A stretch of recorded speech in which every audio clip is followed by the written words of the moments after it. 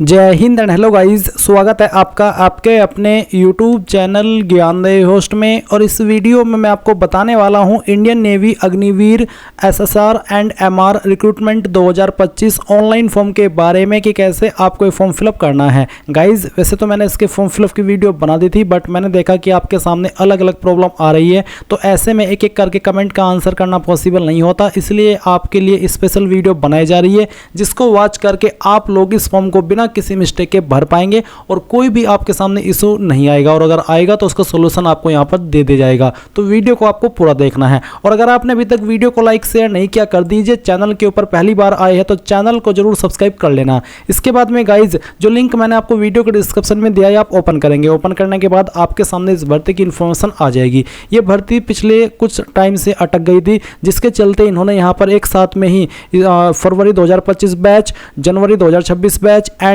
फरवरी 2026 batch का जो form है वो एक साथ में ही निकाल दिया है। और आप लोग इस फॉर्म को जो भर पाएंगे वो 10 अप्रैल 2025 तक भर पाएंगे। इसमें आपको जानने को मिलेगा कि कौन सी बैच के लिए क्या एज लिमिट है। बेसिकली है कि मान लीजिए अगर आपको फरवरी 2025 बैच में अप्लाई करना है तो आपका डेट ऑफ बर्थ 1/9/2004 से लेकर के 29/2/2008 के बीच में होना चाहिए। इसी प्रकार से अगर आपको अन्य इन दो बैच में अप्लाई करना है तो आपका DOB किस DOB से लेकर के किस DOB में होना चाहिए वो यहाँ पर आपको बताया गया है। फीस की इन्फॉर्मेशन आप देख सकते हैं।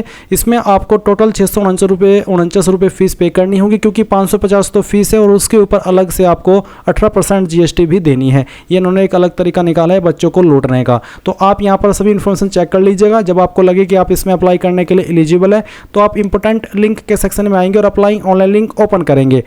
अब आपके सामने कुछ ऐसा इंटरफेस आ जाएगा। यहाँ पर आने के बाद में सबसे पहले आप रजिस्टर इसके ऊपर क्लिक करेंगे। चाहे आपको अग्निवीर SSR पर अप्लाई करना है चाहे फिर MR पर, दोनों पर आप एक ही बार में अप्लाई कर सकते हैं। तो आपके सामने इस तरह का इंटरफेस आएगा। सबसे पहले आप यहाँ पर आपकी ईमेल ID डालेंगे जो कि आप रजिस्टर करना चाहते हैं। उसके बाद में मोबाइल नंबर, फिर आपका नाम जो कि आपका 10th के सर्टिफिकेट के अंदर है। एज इट इज़ आपको 10th के सर्टिफिकेट वाला नाम यहाँ पर लिखना है और नेशनलिटी के अंदर आप इंडियन सेलेक्ट कर लेंगे। फिर आप ये कैप्चा कोड डालेंगे और रजिस्टर के ऊपर क्लिक करेंगे। अब गाइज आप यहाँ पर देखेंगे you have successfully signed up, we have sent a confirmation link to your registered email, यानी कि बेसिकली आपका रजिस्ट्रेशन हो चुका है और आपको एक कंफर्मेशन ईमेल सेंड की गई है। आपको आपकी ईमेल चेक करनी है और उसमें जो ईमेल आई है वो आपको ओपन करनी है। ओपन करने के बाद में आपको इसमें एक लिंक देखने को मिलेगा, आप इसके ऊपर क्लिक कीजिएगा। ये लिंक ओपन करने के बाद में आप देखेंगे your email has been successfully verified, और आपको यहाँ पर ये जो कैप्चा कोड है वो डालना है और जनरेट OTP इसके ऊपर क्लिक करना है। अब इसके बाद क्या होगा, आपके नंबर के ऊपर एक OTP सेंड किया जाएगा, आपका यहाँ पर नंबर वेरिफिकेशन होगा। इसके अलावा गाइज आप यहाँ पर एक पासवर्ड बनाएंगे। तो मुझे OTP मिल चुका है, तो आपका जो भी OTP आपको मिला है वो यहाँ पर डाल दीजिए। तो चलिए हम यहाँ पर इस OTP को फिल कर देते हैं और उसके बाद में गाइज आपको एक पासवर्ड बनाना है। पासवर्ड आपका कैसा, उसका एग्जाम्पल आप देख लीजिए। पासवर्ड के अंदर इंग्लिश का कैपिटल लेटर, स्मॉल लेटर, कोई एक स्पेशल कैरेक्टर और साथ ही डिजिट, इस तरह का कुछ पासवर्ड आप बना लेंगे। उसको दोबारा डाल करके वेरीफाई करेंगे, ये सिक्योरिटी कोड यहां पर डालेंगे और सबमिट कर देंगे। अब आपका यहां पर नंबर और ईमेल दोनों वेरीफाई हो चुके हैं और आपका पासवर्ड भी क्रिएट हो चुका है। तो आपके सामने इस तरह का लॉगिन का पेज आ जाएगा। अब आप अपनी ईमेल ID यहां पर डालेंगे जो कि अभी आपने रजिस्टर की है, और फिर वो पासवर्ड जो आपने अभी बनाया है। उसके बाद एक कैप्चा कोड डालेंगे और लॉगिन के ऊपर क्लिक करेंगे। लॉगिन पर क्लिक करने के बाद में यहां पर आपके सामने पर्सनल डिटेल का एक सेक्शन आएगा जहां पर बोला है आधार लिंक्ड मोबाइल नंबर। आपको नंबर डालना है जो कि आपका आधार कार्ड के साथ में लिंक है, और उसके बाद में आप यहां पर सबमिट इसके ऊपर क्लिक करेंगे। इसके बाद में आपके सामने यहाँ पर ये वाला इंटरफेस आएगा, sign in to your account. तो बेसिकली यहाँ पर आपको डिजिलॉकर अकाउंट के ऊपर साइन इन करना है, पर अगर आपका अकाउंट नहीं बना हुआ है तो आप यहाँ पर साइन अप इसके ऊपर क्लिक करेंगे और अपना डिजिलॉकर अकाउंट क्रिएट कर लेंगे। इसके लिए आपको आपका आधार नंबर डालना है और नेक्स्ट के ऊपर क्लिक करना है। और मैं आपको बता दूं कि इस वीडियो के अंदर मैं आपको डिजिलॉकर के ऊपर अकाउंट कैसे बनाना है उसके बारे में नहीं बता रहा हूँ।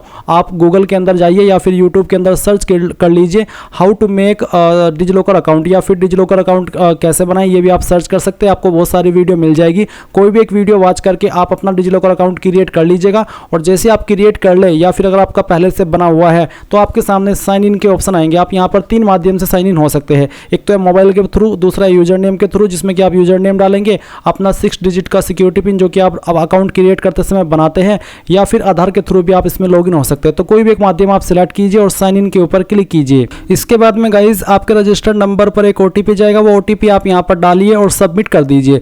अब सबमिट करने के बाद में यहाँ पर आप लॉगिन हो जाएंगे और आपके सामने यहाँ पर डिजिलॉकर के अंदर जो भी आपने डॉक्यूमेंट फैच करके रखे हैं वो आपको देखने को मिलेंगे।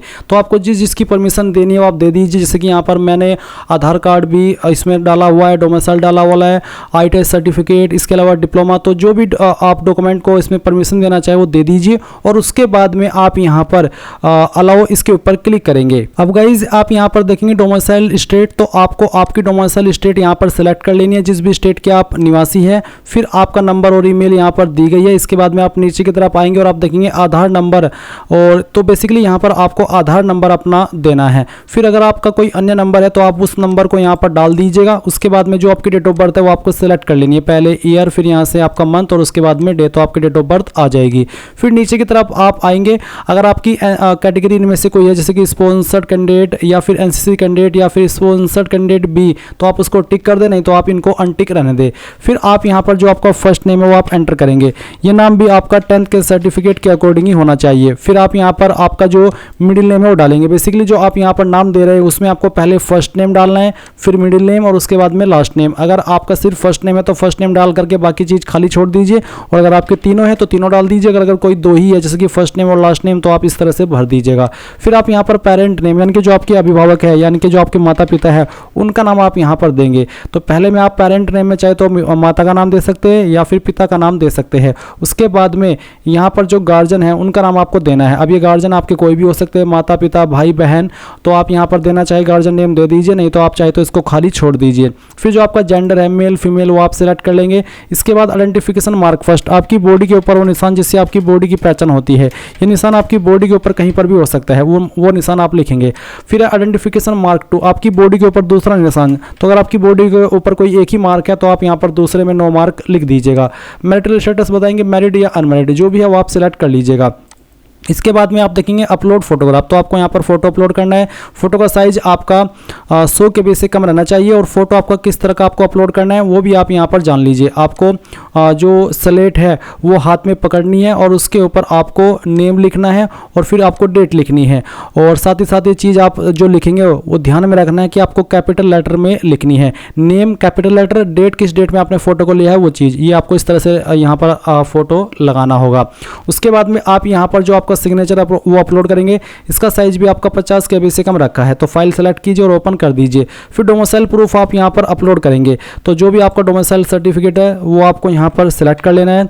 तो चलिए हम इसको सिलेक्ट करते हैं और फिर यहाँ से आप इसको ओपन कर देंगे तो आपका डोमिसाइल इस तरह से आ जाएगा। इसके बाद आप सेव एंड प्रोसीड के ऊपर क्लिक करेंगे। अब आपके सामने यहाँ पर एडिशनल इन्फॉर्मेशन आ चुके हैं, तो आपको कुछ जानकारी और यहाँ पर देनी होगी। जैसे कि सबसे पहले हाईएस्ट क्वालिफिकेशन, तो जो भी आपकी हाईएस्ट क्वालिफिकेशन है वो आपको सेलेक्ट कर लेनी है।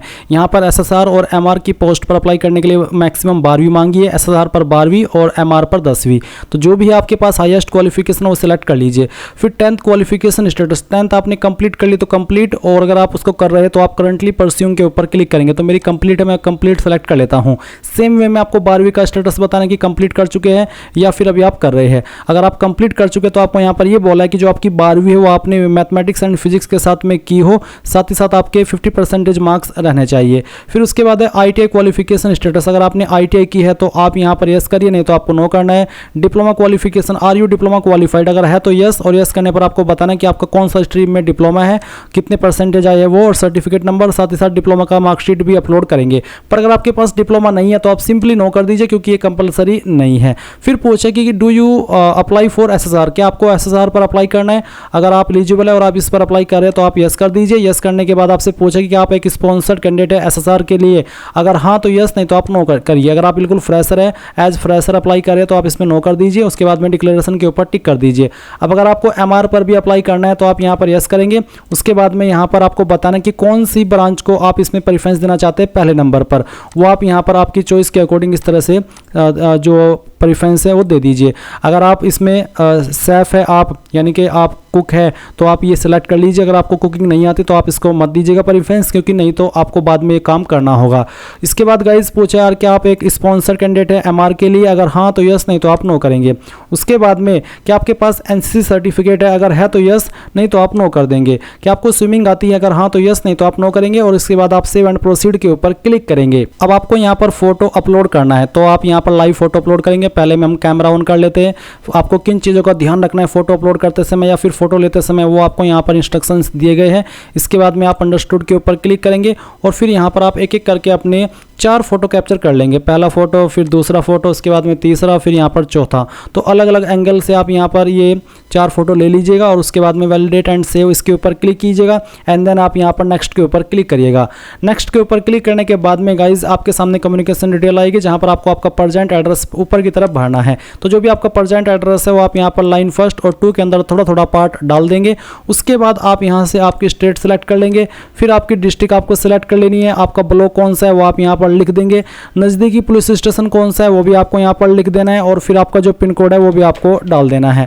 अब अगर आपका प्रेजेंट एड्रेस और परमानेंट एड्रेस सेम है तो आप यहाँ पर टिक कर दीजिए और अगर अलग है तो अनटिक करके अलग से भरिएगा। उसके बाद आप सेव एंड प्रोसीड पर क्लिक करेंगे। अब आपके सामने यहाँ पर 10th की क्वालिफिकेशन की जानकारी फिल करने का ऑप्शन आ चुका है। तो मैं आपको बता दूं, जब आपने इसमें डिजिलॉकर अकाउंट को कंसेंट दिया था और अगर आपने उसमें 10वीं की मार्कशीट को भी कंसेंट दे दिया था तो फिर ऑटोमेटिकली यहाँ पर आपके नंबर आपको देखने को मिल जाएगी। और अगर आपने उसमें सिर्फ आधार को ही कंसेंट दिया था तो आप यहाँ पर इसमें अपने नंबर खुद से भर सकते हैं। तो इंग्लिश के पहले तो आपको टोटल मार्क्स यहाँ पर डाल देने, कितने नंबर आपको आए थे वो यहाँ पर भरेंगे। फिर यहाँ पर लैंग्वेज से मतलब है कि जिस भी आप स्टेट से है उस स्टेट की जो लोकल लैंग्वेज है वो भी आपने वन ऑफ सब्जेक्ट के रूप में पढ़ी है। जैसे कि मैं यूपी से हूँ तो यूपी की लैंग्वेज है हिंदी, तो यहाँ पर हिंदी के अंदर आपको पहले टोटल नंबर डालने हैं और फिर आपको हिंदी में कितने नंबर आए थे वो यहाँ पर भर देने हैं। आप जिस भी स्टेट से फॉर्म को भरे और उस स्टेट की जो लोकल लैंग्वेज है जो कि आपने पढ़ी है 10वीं के अंदर, उसके नंबर ही आपको यहाँ पर इस लैंग्वेज वाले सेक्शन में भरने हैं। फिर सोशल साइंस आपको यहाँ पर टोटल नंबर डालने हैं, कितने नंबर आए थे वो आप यहाँ पर भर देंगे। साइंस के टोटल नंबर आप यहाँ पर डाल देंगे, कितने नंबर आपको आए थे वो आप यहाँ पर भरेंगे। मैथ के टोटल नंबर आप यहाँ पर डालेंगे, कितने नंबर आपको आए थे वो आप यहाँ पर भर देंगे। फिर फिजिकल एजुकेशन या फिर एनी अदर सब्जेक्ट, तो अगर एनी अदर सब्जेक्ट था फिजिकल एजुकेशन ना होकर के, जैसे कि मेरे पास आर्ट्स था तो मैं यहाँ पर फिजिकल एजुकेशन के नंबर ना भर के एनी अदर सब्जेक्ट में टोटल नंबर डालूंगा, जो नंबर मुझे आए थे वो यहाँ पर मैं भर दूंगा। इस तरह से आपको भी ऐसे ही भरना है। उसके बाद आपकी परसेंटेज कैलकुलेट कर ली जाएगी। अब आप यहाँ पर 10th की मार्कशीट का सीरियल नंबर डालेंगे। उसके बाद में बोर्ड कंडक्टेड 10th एग्जाम, तो कौन से बोर्ड के द्वारा आपका 10th का एग्जाम कंडक्ट हुआ था वो बोर्ड आप सिलेक्ट कर लेंगे। इसके बाद state where school institute located, आपका स्कूल कौन सी स्टेट के अंदर था वो स्टेट आप सिलेक्ट कर लेंगे। उसके बाद में कौन सी स्टेट ने आपका जो एग्जाम है वो कंडक्ट किया था वो आप सिलेक्ट करेंगे। स्टेट कंडक्टेड 10th एग्जाम, तो आपको वो स्टेट बतानी है जिसने आपका 10th का एग्जाम कंडक्ट किया हो।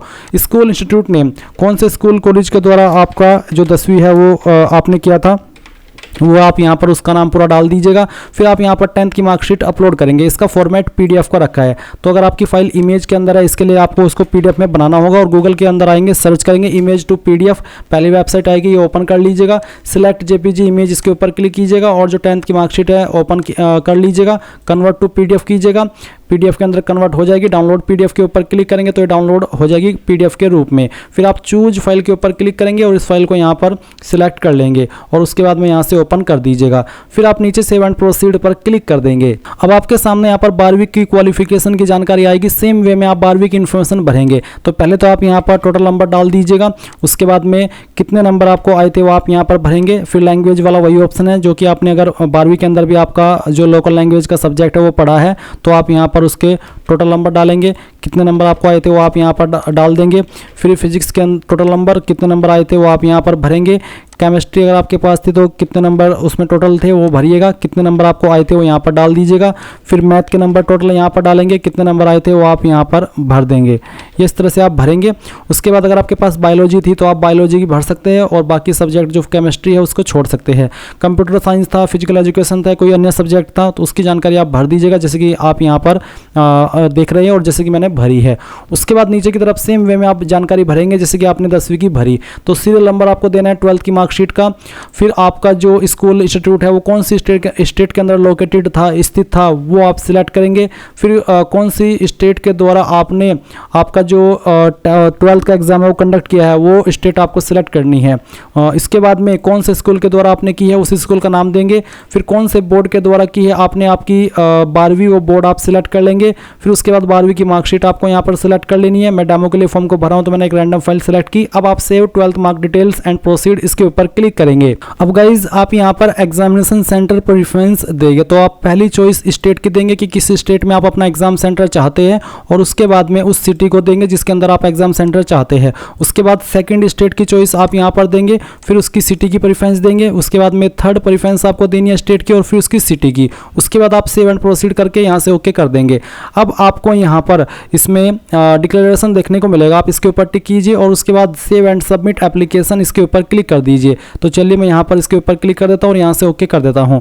ओके करने के बाद में आपके सामने कुछ ऐसा इंटरफेस आएगा, तो आप बिल डेस्क सिलेक्ट कर लीजिए जो भी आप रखना चाहते हैं। मैं दोनों पोस्ट पर अप्लाई कर रहा हूँ, तो दोनों के लिए आपको अलग अलग फीस पे करनी है, यानी कि एक ही फीस में काम नहीं होगा। तो चलिए मैं बिल डेस्क सिलेक्ट करता हूँ और पे नाउ कर देता हूँ। अब आपको यहाँ पर पेमेंट के पेज पर ट्रांसफर किया जाएगा। आप आपकी application fees credit card, debit card, net banking या फिर यूपीआई या फिर क्यूआर कोड, यानी कि इनमें से किसी भी माध्यम का इस्तेमाल करके जमा कर सकते हैं। जैसे आप यहाँ पर फीस जमा कर देंगे तो आप अपने फॉर्म का फाइनल प्रिंट आउट ले पाएंगे और इसी प्रकार से आप लोग Indian navy Agniveer MR SSR का फॉर्म फिल कर पाएंगे। आई होप ये प्रोसेस आपको पसंद आया होगा। कोई सवाल डाउट रह गया हो तो कमेंट के माध्यम से पूछ लेना। Thanks for watching. जय हिंद।